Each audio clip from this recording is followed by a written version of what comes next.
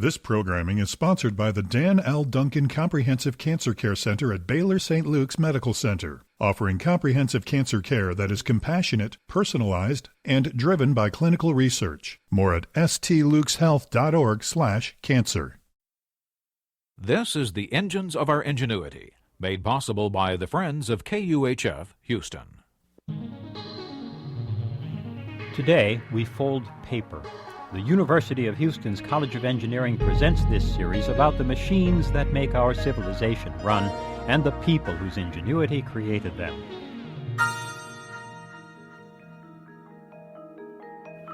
I linger after my history of technology class to chat with a student, Michael Adcock. Adcock has just handed in his term paper on a seemingly marginal topic.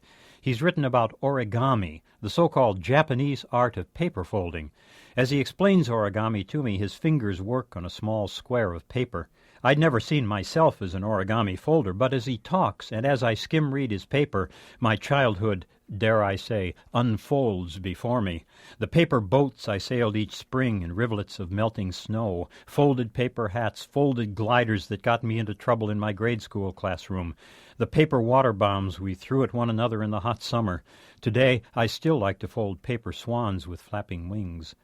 And as we talk, I remember how blank pages of paper lured me. I was dyslexic. Paper was little use to me as material to write upon. But paper, more than any other material, is foldable. Adcock suddenly hands me the figure he's been making.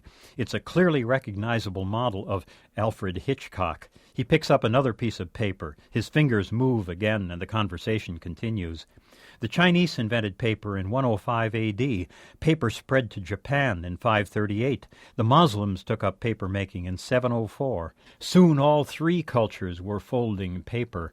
The Japanese took origami the furthest. Their varieties of folded images became markers of castes. But wherever there was paper, people folded it. An odd thing goes on today. There's more paper around us than there ever was, but we see far less paper folding. The two-dimensional computer screen increasingly does our three-dimensional thinking for us, and origami is rigorously three-dimensional. It lures people who love to build in the rich space of their own minds.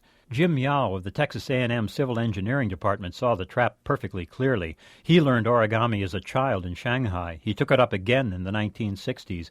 By the 1970s, he was using it to lure exactly the kind of students he knew engineering needed.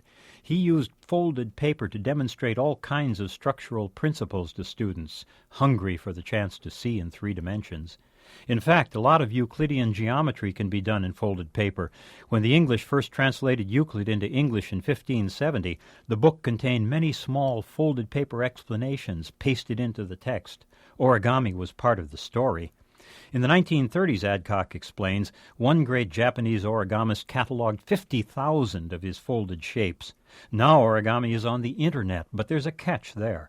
We still don't have workable means for explaining folds on a computer screen. That is still work for the human mind. "Oh, here," says Adcock as I turn to leave. With a faint smile, he hands me a complex joker's mask, folded from a single 5-inch square of paper. I'm John Lienhardt at the University of Houston, where we're interested in the way inventive minds work.